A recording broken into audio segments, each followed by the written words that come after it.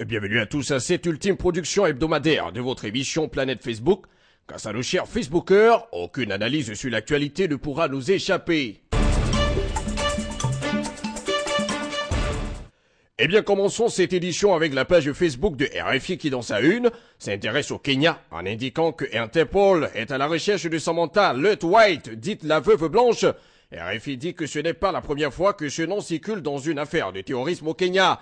Et la police de Nairobi la soupçonne d'avoir fomenté un attentat en 2011 à Mombasa, une ville côtière du pays. Hasard du calendrier, le procès de son complice présumé dans cette affaire a repris mardi. Il avait été arrêté sur le coup. Samantha, elle, avait pu s'échapper. C'est en 2005 que cette Britannique s'est faite connaître. Elle a alors été mariée à l'un des auteurs de l'attentat du métro londonien qui a fait 56 morts cette année-là. Et la jeune veuve commence par condamner son acte, puis fuit la Grande-Bretagne et disparaît des radars. Pour le premier à réagir sur cette actualité, il faut qu'on retrouve cette sorcière. Elle dit être soldat de Dieu, alors que tout ce qui l'intéresse, c'est tuer, verser le sang de pauvres innocents. Pour un autre, RFI devra vraiment veiller à ce qu'on la retrouve, ainsi que tous les autres médias internationaux. Pour un autre encore, cette femme n'est qu'une marionnette des terroristes d'Al-Shabaab. Donc, au lieu de s'acharner sur elle, il faut plutôt songer à capturer les vrais cerveaux de l'attentat de Nairobi. Le dernier, enfin, pense qu'on ne peut pas être si belle comme elle est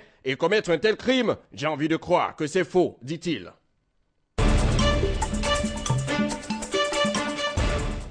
Sur la page Facebook de RFI encore, parlons aussi du Soudan qui connaît un calme précaire et on est face à des appels à de nouvelles manifestations. Dans la capitale Khartoum, la situation était calme. Les forces anti-émeutes se sont déployées aux principaux carrefours, mais la plupart des magasins ont préféré garder leurs rideaux baissés. Les écoles sont restées fermées par décision du gouvernement et les stations-service n'ont pas ouvert. Le jeudi hier, au matin, les familles ont enterré leurs morts, puis se sont rassemblées à Hach Youssef, à la périphérie de Khartoum. Et les femmes qui scandaient des slogans hostiles au pouvoir ont vite été dispersées par la police. Le premier à réagir sur cette deuxième actualité pense que l'indépendance du Sud a directement déstabilisé le Soudan. Et le plus grand mal qu'El-Béchir a fait à son régime, c'était cette indépendance. Un autre demande à Idriss Déby d'être sur ses gardes, parce que toutes les cases voisines brûlent. Et il doit savoir que tous les présidents mal élus quitteront l'Afrique tour à tour. Pour un autre, encore, c'est peut-être déjà la fin de El-Béchir, de ce dictateur qui fait trop souffrir le peuple soudanais. Le dernier, pour sa part, pense que ce qui arrive est encore un sale coup de l'Occident, même s'il faut reconnaître que Béchir, Bachar, mais pas Bachir, c'est la même pourriture.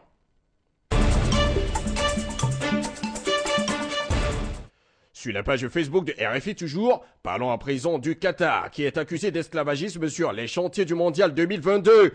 Et le Qatar est une prison à ciel ouvert. Cette remarque, nous dit RFI, il y a 6 mois par l'ambassadrice du Népal au Qatar pour illustrer les conditions de travail de plusieurs milliers de ses compatriotes sur les chantiers du Mondial 2022, lui a valu jeudi dernier un rappel à Katmandou pour non-respect du protocole diplomatique. Et sa phrase a été reprise par plusieurs médias dans des enquêtes explosives.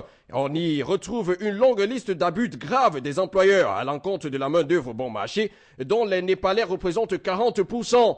Cela interpelle aussi nos somptueux Facebookers qui nous ont bien sûr laissé des commentaires. Et le premier dit que cette situation d'abus sur les employés ne date pas d'aujourd'hui. Si c'était un pays africain, on aurait déjà crié au scandale. Pour un autre, ces dénonciations ne changeront rien du tout. C'est comme l'esclavage des Africaines au Liban, en Jordanie et dans beaucoup de pays arabes. Pour le dernier, les Qataris sont des terroristes. Ils sont à la base de tous ces attentats terroristes dans le monde, car ils financent tous les grands réseaux terroristes. Mais l'argent ne fera jamais du Qatar un pays occidental. Il se trompe, dit-il.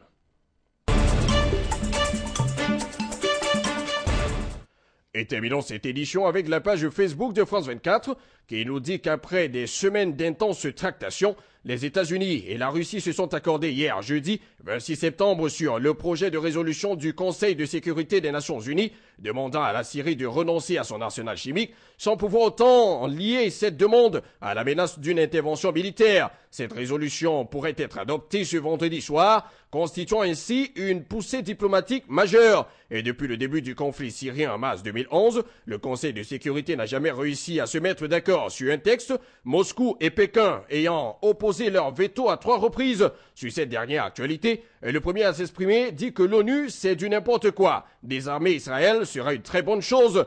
Un autre dit qu'il en a marre de tous ces pays occidentaux. Il y a tellement de problèmes dans le monde qu'il foutent le camp avec toutes leurs théories. Pour un autre encore, il faut que les États-Unis gèrent leurs problèmes et laissent les autres avec les leurs. Le dernier, pour finir, nous dit que c'est une grave distraction pour le Conseil de sécurité de l'ONU. Il espère néanmoins que cette fois, une véritable résolution sera prise. Vive le monde!